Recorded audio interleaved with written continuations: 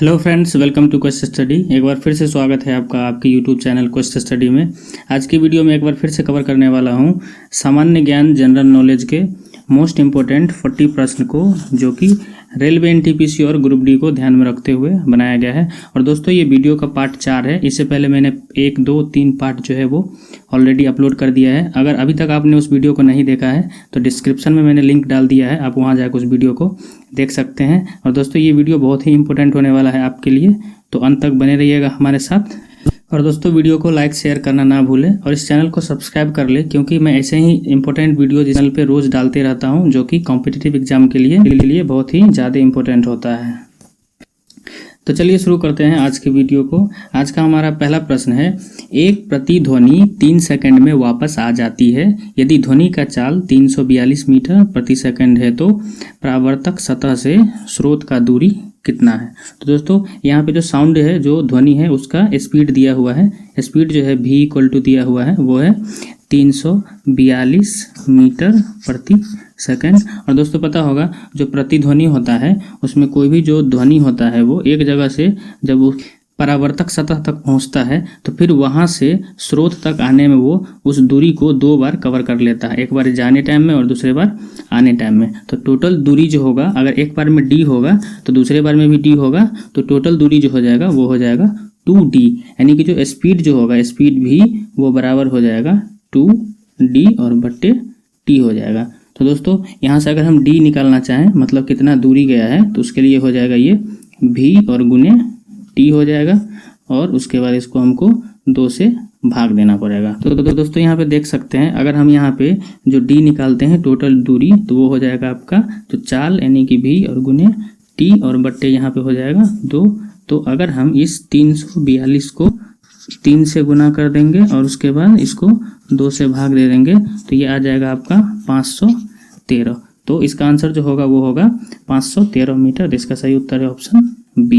v/i का मान नियतांक है तो इसे क्या कहा जाता है। धारा जो होता है वो v के, यानी विभवांतर के जो होता है वो समानुपाती होता है, यानी कि प्रोपोर्शनल होता है। तो यहाँ पे से अगर हम समानुपाती को हटाते हैं तो v बराबर लिखते हैं i गुने r। तो यहाँ से जो v और जो i का जो अनुपात आएगा v/i, तो वो बराबर होता है r, जिसको हम बोलते हैं प्रतिरोध। ये जो r होता है वो एक नियतांक होता है, यानी कि कांस्टेंट होता है। तो इसका सही उत्तर होगा ऑप्शन बी, प्रतिरोध। और दोस्तों, पता होगा जो प्रतिरोध का जो इकाई होता है वो होता है ओम, OHM, ओम। और इसका जो सिंबल होता है जिसे हम इसको दिखाते हैं वो इस टाइप से ओमेगा होता है, इसको बोलते हैं ओमेगा। और दोस्तों, जो विभवांतर होता है उसका इकाई होता है वोल्ट। और पता होगा जो धारा होता है, धारा का इकाई होता है एम्पियर, और जो आवेश होता है उसका इकाई होता है कूलम्ब। हमारा अगला प्रश्न है, डैश के कारण प्रतिध्वनि को 1 से अधिक बार सुना जाता है। तो दोस्तों, पता होगा जो प्रतिध्वनि जो होता है उसमें होता है, जैसे यहाँ पे एक ये स्रोत है, तो स्रोत से क्या होगा, ध्वनि निकलता है, उसके बाद ये जाता है किसी अवरोधक से टकरा के, उसके बाद ये फिर से वापस आ जाता है स्रोत के पास। तो इसमें क्या होता है, एक बार वो जाता है और एक बार फिर से वापस आ जाए। तो यहाँ पे जो घटना हो रहा है उसको हम बोलते हैं परावर्तन, यानी कि रिफ्लेक्शन। तो इसका सही उत्तर होगा ऑप्शन ए, रिफ्लेक्शन, यानी कि परावर्तन। अगला प्रश्न है, इनमें से कौन रासायनिक परिवर्तन है। तो दोस्तों, पता होगा जो पदार्थ में ना 2 टाइप का परिवर्तन होता है, एक को हम बोलते हैं भौतिक परिवर्तन और दूसरे वाला को बोलते हैं रासायनिक परिवर्तन। भौतिक परिवर्तन और रासायनिक परिवर्तन में ये अंतर है, जो रासायनिक परिवर्तन है वो एक बार जब परिवर्तन हो गया तो हम उसको फिर वापस पहले वाला रूप में नहीं ला सकते हैं। लेकिन जो भौतिक जो परिवर्तन होता है उसमें परिवर्तित होने के बाद उसको हम फिर से वापस अपने पहले वाला रूप में ला सकते हैं। जैसे जो लोहे का चुंबकीकरण होता है, उसमें एक बार जैसे चुंबकीकरण हो गया है तो उसको हम फिर से उसका चुंबक का जो गुण है उसको हटा सकते हैं। तो ये जो ऑप्शन ए जो है वो भौतिक परिवर्तन है। जैसे तार का गर्म होना, जैसे तार एक बार गर्म हो गया तो उसको हम फिर से ठंडा करके उसके पहले वाला रूप में ला सकते हैं, तो ये भी एक भौतिक परिवर्तन है। जैसे बर्फ का पिघलना, जैसे बर्फ एक बार पिघल गया है तो उसको फिर से हम उसको टेम्परेचर, यानी कि ताप को कम करके फिर से बर्फ बना सकते हैं। तो ऑप्शन ए, बी और जो डी है ये तीनों है भौतिक परिवर्तन। और दूध से जो दही बनता है वो है रासायनिक परिवर्तन, क्योंकि एक बार अगर दूध से दही बन गया तो दही से हम फिर उसको दूध नहीं बना सकते हैं। तो इसका सही जो उत्तर होगा वो होगा ऑप्शन सी, दूध से दही का बनना। अगला प्रश्न है, इनमें से किसका कोई भी इकाई नहीं होता है? तो दोस्तों पता होगा जो घनत्व जो होता है वो होता है द्रव्यमान यानी कि मास बट्टे वॉल्यूम यानी कि आयतन। तो पता होगा जो मास जो द्रव्यमान होता है उसका इकाई होता है किलोग्राम केजी, और जो आयतन होता है उसका होता है मीटर क्यूब। यहाँ पे हम ऐसा यूनिट की बात कर रहे हैं। तो घनत्व का जो इकाई होता है वो होता है किलोग्राम प्रति मीटर क्यूब, और जो चाल होता है वो होता है दूरी बट्टे समय। तो दूरी का जो होता है इकाई वो होता है मीटर, और जो होता है समय का वो होता है टाइम। तो चाल का जो इकाई होता है मीटर प्रति सेकंड, और दूरी का दोस्तों पता होगा दूरी का जो होता है वो होता है मीटर। और जो सापेक्षिक घनत्व है वो जो होता है वो दो घनत्व का अनुपात होता है। क्या होगा, कट के कैंसिल हो जाएगा तो इसका कोई भी इकाई नहीं बचेगा। तो इसका सही उत्तर होगा ऑप्शन डी, सापेक्षिक घनत्व जिसका कोई भी इकाई नहीं होता है। अगला प्रश्न है, दिल्ली में जामा मस्जिद किस भारतीय बादशाह के शासनकाल में बनाया गया था? तो दोस्तों जामा मस्जिद जो है वो बनाया गया था शाहजहां के शासनकाल में। और दोस्तों शाहजहां जो है उनके शासनकाल में और बहुत सारा मस्जिद बनाया गया था। जैसे आगरा का जो मोती मस्जिद है वो उनके द्वारा ही बनाया गया था। उसके बाद दिल्ली का जामा मस्जिद हो गया। उसके बाद जो आगरा का किला है वो भी उन्हीं के द्वारा बनाया गया था। और दोस्तों दिल्ली का जो लाल किला है वो भी शाहजहां के द्वारा ही बनाया गया था। तो उत्तर होगा ऑप्शन सी, शाहजहां। अगला प्रश्न है, कार्बोहाइड्रेट, वसा और प्रोटीन का पूर्ण पाचन कहाँ होता है? तो दोस्तों इन तीनों का, कार्बोहाइड्रेट, वसा और प्रोटीन का जो पूर्ण पाचन होता है वो होता है छोटी आंत में। और दोस्तों पता होगा जो भी हम भोजन जो भी चीज़ ग्रहण करते हैं उसका मेन रूप से जो पाचन होता है वो छोटी आंत में जाके होता है। वैसे जो है पाचन का प्रक्रिया जो है वो मुंह से ही स्टार्ट हो जाता है, लेकिन जो मेन रूप से जो पाचन होता है वो होता है छोटी आंत में जाके। अगला प्रश्न है, परमाणु की त्रिज्या का प्रयोग किसे मापने में किया जाता है? तो दोस्तों जो परमाणु की त्रिज्या है उसका उपयोग किया जाता है परमाणु का जो आकार है उसको मापने में। तो इसका सही उत्तर है ऑप्शन बी, परमाणविक आकार। अगला प्रश्न है, किसी जल विद्युत गृह में विद्युत ऊर्जा में परिवर्तित होने वाला ऊर्जा है? तो दोस्तों जो हाइड्रो इलेक्ट्रिक पावर स्टेशन होता है उसमें क्या होता है, बांध बना के बहुत सारा पानी को उसमें इकट्ठा किया जाता है। उसके बाद उस पानी को ऊपर से गिराया जाता है और यहाँ पे लगा रहता है टरबाइन। जो टरबाइन होता है उसके बाद वो चलता है। तो जो यहाँ पे जो ये पानी में जो स्थितिज ऊर्जा रहता है वही बदल के इधर बना देता है आपका विद्युत ऊर्जा। तो इसमें किसका परिवर्तन हो रहा है? परिवर्तन हो रहा है स्थितिज ऊर्जा का। तो इसका सही उत्तर होगा ऑप्शन ए, स्थितिज ऊर्जा जो है वो बदल के बन रहा है विद्युत ऊर्जा। और दोस्तों पता होगा स्थितिज ऊर्जा और गतिज ऊर्जा को जब हम एक साथ मिला देते हैं तो उसको बोलते हैं यांत्रिक ऊर्जा।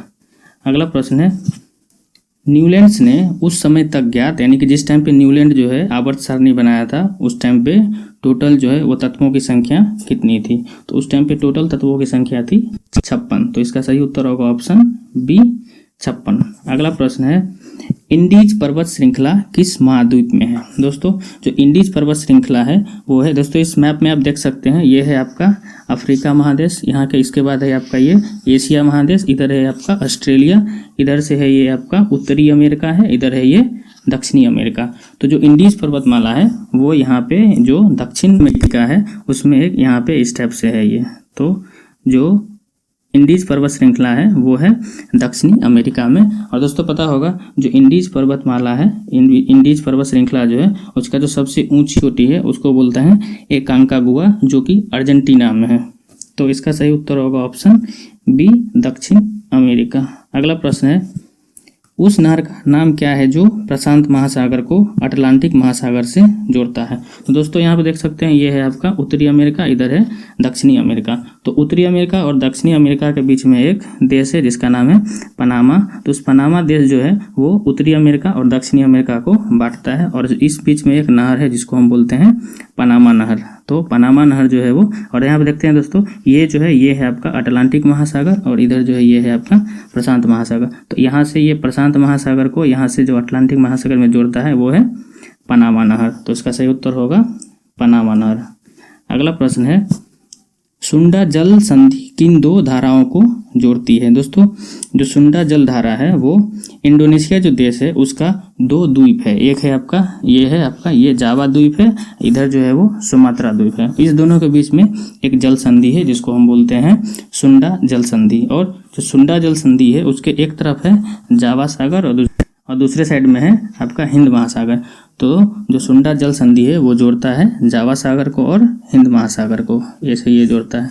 तो इसका सही उत्तर होगा ऑप्शन बी, जावा सागर और हिंद महासागर। सही उत्तर है ऑप्शन बी। अगला प्रश्न है, नाटो का मुख्यालय कहाँ है? तो दोस्तों जो नाटो का मुख्यालय है वो है ब्रुसेल्स में, जो कि बेल्जियम में है। और दोस्तों जो नाटो है उसका फुल फॉर्म होता है नॉर्थ अटलांटिक ट्रीटी ऑर्गेनाइजेशन। और दोस्तों इसका जो स्थापना हुआ था वो हुआ था 4 अप्रैल और 1949 को। और दोस्तों नाटो में टोटल जो है देश का संख्या है वो है 30, यानी कि नाटो जो ऑर्गेनाइजेशन है, जो संगठन है, उसमें टोटल 30 देश है। और सबसे हाल में जो इसमें जुड़ा है वो है उत्तरी मैसेडोनिया। मेडागास्कर की राजधानी कहाँ है? तो दोस्तों देख सकते हैं ये जो है ये है आपका अफ्रीका महादेश, और ये अफ्रीका महादेश के ही बगल में हिंद महासागर में एक मेडागास्कर देश है, और इसका जो राजधानी है वो है एंटानाविरानो। तो इसका सही उत्तर होगा ऑप्शन ए, एंटानाविरानो। अगला प्रश्न है, निम्न में से कौन गलत जोड़ा है? तो दोस्तों यहाँ पे एक साइड जो है वो तत्व का नाम दिया हुआ है और दूसरे साइड में दिया हुआ है उसका सिंबल। तो पता होगा दोस्तों जो तांबा का सिंबल होता है वो Cu होता है, इसी तरह से टीन का जो सिंबल होता है वो होता है Sn, और जो चांदी का सिंबल जो होता है वो होता है Ag अर्जेंटम। दोस्तों ये सब जो भी सिंबल है ये उसका लैटिन नाम दिया हुआ है, मतलब लैटिन से लिया गया हुआ है। और जो प्लेटिनम होता है उसका होता है Pt। लेकिन दोस्तों ये जो पारा होता है, मरकरी होता है, उसका जो सिंबल होता है वो होता है Hg, उसका Me नहीं होता है। तो इसमें से गलत जो है वो है E वाला। इसका सही उत्तर है ऑप्शन E। अगला प्रश्न है, जब कोई वस्तु बिना किसी बाधा के ऊपर से गिरती है तो उसके रास्ते के किसी बिंदु पर उसकी डैश घट जाती है। तो दोस्तों पता होगा जो स्थितिज ऊर्जा होता है P वो बराबर होता है mg और h होता है। तो इसमें m जो होता है वो द्रव्यमान है, g जो है वो गुरुत्वाकर्षणीय त्वरण है, और h जो होता है वो होता है आपका ऊंचाई। तो दोस्तों ये मान लेते हैं कि यहाँ पे ये आपका पृथ्वी है और इसके ऊंचाई पे यहाँ पे एक कोई वस्तु रखा हुआ है और इसका जो ऊंचाई है ना वो h है। तो देख सकते हैं दोस्तों जो p जो है वो h के समानुपाती है, यानी कि जैसे जैसे आप h का वैल्यू घटाइएगा वैसे वैसे क्या होगा आपका p का वैल्यू भी घट जाएगा। तो पहले अगर यहाँ पे कोई वस्तु रखा हुआ था, अब उसका हाइट आप जो ऊंचाई है उसको घटा रहे हैं, तो घटाइएगा तो उसका स्थितिज ऊर्जा भी घट जाएगा। तो इसका जो सही उत्तर होगा वो होगा ऑप्शन ए, स्थितिज ऊर्जा। मतलब किसी वस्तु का अगर आप ऊंचाई घटा रहे हैं तो उसका क्या होगा, स्थितिज ऊर्जा घट जाएगा।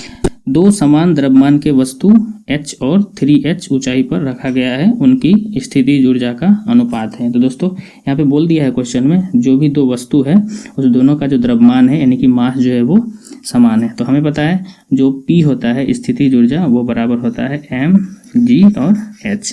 तो अगर पहले वस्तु का स्थितिज ऊर्जा मान लेते हैं P1 और दूसरे वाला का अगर मान लेते हैं P2, तो ये बराबर हो जाएगा m और g और h। आप देख सकते हैं दोस्तों दूसरा वाला जो वस्तु है उसका जो ऊंचाई है वो 3h है, तो यहाँ पे हम रख देते हैं ये 3h। अब इस दोनों का हमको अनुपात निकालना है, तो इसका हम कर देते हैं अनुपात। दोस्तों दोनों का समान द्रव्यमान है, यानी कि m से m कट जाएगा और g का वैल्यू तो समान रहेगा ही दोनों के लिए, तो g से g कट जाएगा और h से h कट जाएगा। तो ऊपर में देख रहे हैं यहाँ पे 1 बच रहा है और नीचे में यहाँ पे 3 बच रहा है। तो इसका सही उत्तर जो होगा वो 1 और 3 का अनुपात होगा। तो सही उत्तर है ऑप्शन ए। अगला प्रश्न है, एक उत्तल लेंस की फोकल लंबाई 30 सेंटीमीटर है तो उसके शक्ति का गणना करें। तो दोस्तों हमें पता है जो शक्ति जो होता है लेंस का वो बराबर होता है 1/1 फोकल दूरी यानी कि f होता है। लेकिन दोस्तों ये जो p का जो शक्ति का जो मात्रक होता है वो होता है आपका डायोप्टर, लेकिन जो डायोप्टर है वो है SI मात्रक। तो यहाँ पे देख सकते हैं जो लंबाई दिया हुआ है वो सेंटीमीटर में दिया हुआ है, तो पता होगा जो सेंटीमीटर है वो SI मात्रक नहीं है, तो हमें पहले उसको SI मात्रक बनाना पड़ेगा। यानी कि जो लंबाई f दिया हुआ है वो उसको पहले हमको जो 30 सेंटीमीटर है उसको पहले हमको मीटर बनाना पड़ेगा, यानी कि इसको 100 से भाग देना पड़ेगा। तो 30 में अगर 100 से भाग देंगे तो ये बन जाएगा आपका 0.3। अब यहाँ पे इसको रखते हैं तो ये हो जाएगा 1/0.3। तो ये दशमलव यहाँ काट के अगर यहाँ पे 1 0 लगाते हैं तो ये आ जाएगा आपका 3.33। तो इसका सही उत्तर होगा ऑप्शन बी, 3.33 डायोप्टर। 2019 में किस भारतीय को रमन मैग्सेसे पुरस्कार मिला है? तो दोस्तों रमन मैग्सेसे पुरस्कार 2019 में मिला है रवीश कुमार को, जो कि NDTV के पत्रकार हैं। तो इसका सही उत्तर होगा ऑप्शन बी, रवीश कुमार। अब दोस्तों यहाँ पे देखते हैं मैग्सेसे पुरस्कार है वो किसके द्वारा दिया जाता है? तो दोस्तों ये दिया जाता है फिलीपींस सरकार के द्वारा। और दोस्तों सबसे पहले ये पुरस्कार जो है 1958 में दिया गया था और इसमें 6 क्षेत्रों में ये पुरस्कार दिया जाता है। मतलब ये जो पुरस्कार है वो 6 क्षेत्रों में दिया जाता है। और दोस्तों जो सबसे पहले जो किसी भारतीय को ये पुरस्कार मिला था तो वो थे आपका विनोबा भावे, और इस बार जो 2019 में मिला है वो मिला है रवीश कुमार को। तो अगला प्रश्न है, मानव कोशिकाओं में कितने जोड़े लिंग गुणसूत्र होते हैं? तो दोस्तों पता होगा जो मानव में टोटल जो गुणसूत्रों की संख्या होती है वो होती है 46, और ये जो 46 होता है वो 2-2 के जोड़े में मौजूद होता है। तो अगर आपसे जोड़ा पूछता है तो कितना हो जाएगा? 23 जोड़ा होगा, और कुल पूछेगा तो कितना हो जाएगा आपका? 46 हो जाएगा। लेकिन उस 46 में से 22 जोड़ा अलग होता है और एक जोड़ा जो होता है वो अलग होता है। जो एक जो बच गया वो जो जोड़ा वो होता है आपका लिंग गुणसूत्र होता है। तो इसका सही उत्तर होगा ऑप्शन सी 1। अगला प्रश्न है, निम्नलिखित में गलत को चुने। तो दोस्तों पता होगा जहाँ पे भी अगर OH लगा रहता है इसका मतलब होता है वो हाइड्रोक्सिल ग्रुप है। हाइड्रोक्सिल बोले तो वो अल्कोहल है। तो देख सकते हैं दोस्तों सब में लगा हुआ है OH, यानी कि एक चीज तो पता चल गया है ये सब है आपका अल्कोहल है। और जब हम अल्कोहल का IUPAC नाम लिखते हैं तो उसके अंत में ऑल लगा देते हैं OL। तो देख सकते हैं दोस्तों सब में नॉल स्टेप से मतलब ऑल वाला प्रोनाउंसिएशन आ रहा है। अगर यहाँ पे 2 कार्बन रहता है तो उसके लिए हम लगाते हैं इथ, और 3 कार्बन रहता है तो हम लगाते हैं प्रॉप। लेकिन यहाँ पे भी लगा दिया है इथ, तो हमारा ये वाला क्या है? गलत है। अगर 4 कार्बन रहता है तो हम लगाते हैं ब्यूट, अगर 1 कार्बन रहता है तो हम लगाते हैं मिथ। तो यहाँ पे 1 कार्बन देख सकते हैं यहाँ पे CH3OH है, ये आपका मिथेनॉल है। इस तरह से पहला वाला इथेनॉल है, इसके बाद ये है आपका ब्यूटेनॉल। तो यहाँ पे गलत है ये बी वाला, इसका होना चाहिए था प्रोपेनॉल, क्योंकि 3 कार्बन के लिए हम लिखते हैं प्रॉप। तो इसका सही उत्तर होगा ऑप्शन बी। अगला प्रश्न है, 14 अगस्त 1947 को पाकिस्तान के पहले स्वतंत्रता दिवस समारोह में निम्नलिखित में से कौन भाग लिए थे? तो दोस्तों उस टाइम के जो गवर्नर जनरल थे वो थे लॉर्ड माउंटबेटन, तो वो भाग लिए थे पाकिस्तान के प्रथम स्वतंत्रता दिवस पे। तो इसका सही उत्तर है ऑप्शन बी। अगला प्रश्न है, मैग्नीशियम नाइट्राइड का सूत्र क्या है? तो दोस्तों मैग्नीशियम नाइट्राइड का सूत्र होता है Mg3N2। तो इसका सही उत्तर है ऑप्शन ए। अगला प्रश्न है, जीवाश्म ईंधन में कार्बन और डैश प्रचुर मात्रा में पाया जाता है। दोस्तों पता होगा जो भी जीवाश्म ईंधन होता है वो हाइड्रोकार्बन होता है। हाइड्रोकार्बन बोले तो हाइड्रोजन और कार्बन मेनली उसमें रहता है। तो इसका सही उत्तर होगा ऑप्शन बी हाइड्रोजन। अगला प्रश्न है, डैश को पहले अमनदीवी और मिनिकॉय के नाम से जाना जाता था। तो दोस्तों पता होगा जो लक्षद्वीप है अपना, जैसे भारत का मैप अगर इस टाइप से बनाएगा तो यहाँ पे आपका यहाँ पे ये है लक्षद्वीप। तो ये लगभग 36 द्वीप से मिलके हुए ये बना हुआ है। इसको पहले बोला जाता था अमनदीवी और मिनिकॉय, जिसको अब लक्षद्वीप बोला जाता है। तो इसका सही उत्तर होगा ऑप्शन सी। अगला प्रश्न है, मानव हृदय के ऊपरी 2 कक्ष को क्या कहा जाता है? तो दोस्तों मानव हृदय के ऊपरी 2 कक्ष को कहा जाता है अलिंद। तो इसका सही उत्तर होगा ऑप्शन ए अलिंद। अगला प्रश्न है, बिम्स्टेक का मुख्यालय कहाँ है? तो दोस्तों बिम्स्टेक का मुख्यालय है बांग्लादेश के ढाका में। तो इसका सही उत्तर होगा ऑप्शन सी बांग्लादेश। दोस्तों पता होना चाहिए जो बिम्स्टेक है उसका जो स्थापना हुआ था वो हुआ था 6 जून 1997 को। 6 जून 1997 को। उसमें टोटल जो देश है वो है 7 देश है। तो इस 7 देश के देख सकते हैं यहाँ पे मैंने नाम लिख दिया है, Bharat, Nepal, Bhutan, Myanmar, Thailand, Indonesia और श्रीलंका। आप देख सकते हैं दोस्तों यहाँ पे मैप में भी दिया हुआ है, ये रहा आपका यहाँ पे श्रीलंका, ये रहा आपका भारत, इधर से नेपाल, यहाँ भूटान, ये आपका म्यांमार है और यहाँ पे ये थाईलैंड है और उसके बाद ये है आपका इंडोनेशिया। दोस्तों इंडोनेशिया के बारे में बता देते हैं। इंडोनेशिया जो है वो दुनिया का सबसे ज़्यादा द्वीपों से मिलकर बना हुआ देश है और इसका जो राजधानी जकार्ता है उसको अब शिफ्ट करके बोर्नियो द्वीप पे भेज दिया गया है। अगला प्रश्न है, निम्न में से कौन सी धातु मुक्त अवस्था में पाया जाता है? तो दोस्तों मुक्त अवस्था में पाया जाने वाला धातु है सोना। तो इसका सही उत्तर है ऑप्शन ए सोना। अगला प्रश्न है, दक्षिण अमेरिका महाद्वीप के दक्षिण छोर का नाम क्या है जहां प्रशांत महासागर और अटलांटिक महासागर मिलता है? तो दोस्तों आप यहाँ पे मैप में देख सकते हैं आपका उत्तरी अमेरिका और इधर वाला है आपका दक्षिण अमेरिका। तो यहाँ पे देख सकते हैं ये जो ऐसे करके जो आता है ये है आपका अटलांटिक महासागर, और इस साइड से जो है ये है आपका प्रशांत महासागर, इधर भी ये है प्रशांत महासागर। तो दोस्तों इस दोनों का जो मीटिंग पॉइंट है, मतलब जहाँ भी ये दोनों जल संधियाँ आके मिलती है, वो है ये वाला।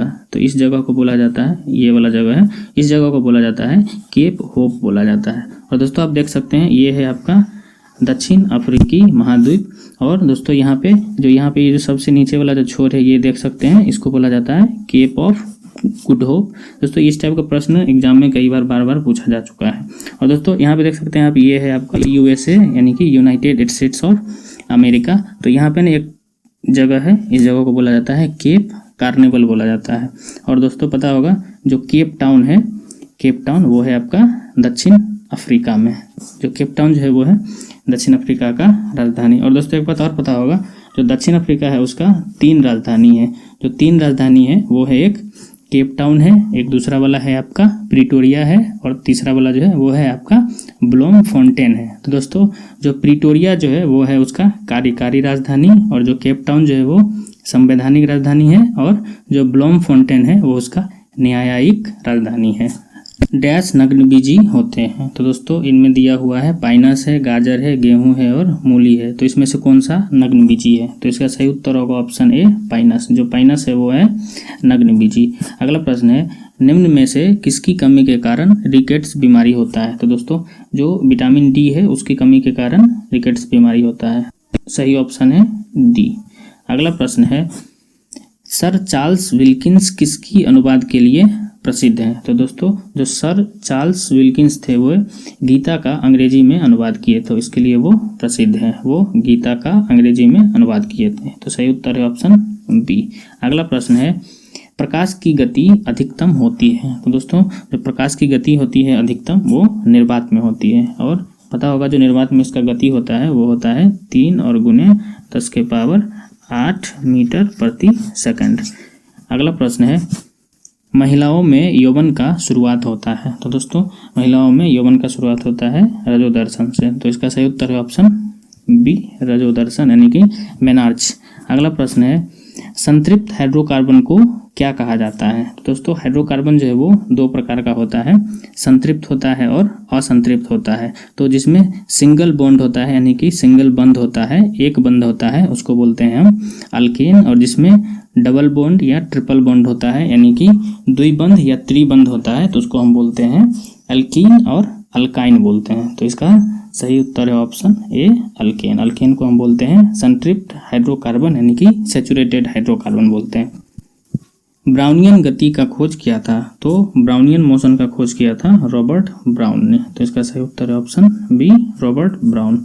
अगला प्रश्न है, मादाओं में अंडाणु उत्पादन की प्रक्रिया को क्या कहा जाता है? तो इस प्रक्रिया को कहा जाता है अंड जनन यानी कि ऑगनेसिस। तो इसका सही उत्तर है ऑप्शन ए ऑगनेसिस।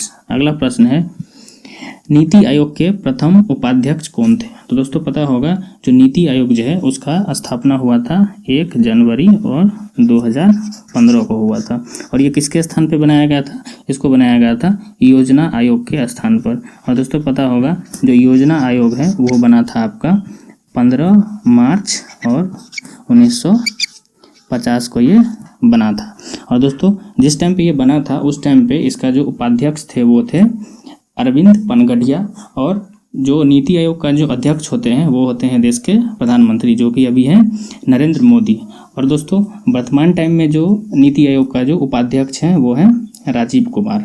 तो इसका सही उत्तर होगा ऑप्शन सी अरविंद पनगडिया। अरविंद पनगडिया नीति आयोग के प्रथम उपाध्यक्ष थे। और दोस्तों ये जो अमिताभ कांत हैं वो वर्तमान में नीति आयोग के CEO हैं यानी। तो ये थे दोस्तों हमारे टोटल आज के 40 प्रश्न, जो कि बहुत ही मोस्ट इंपॉर्टेंट था आपके NTPC और ग्रुप D एग्जाम के लिए। आई होप ये वीडियो आपको अच्छा लगा होगा। Thanks for watching the video.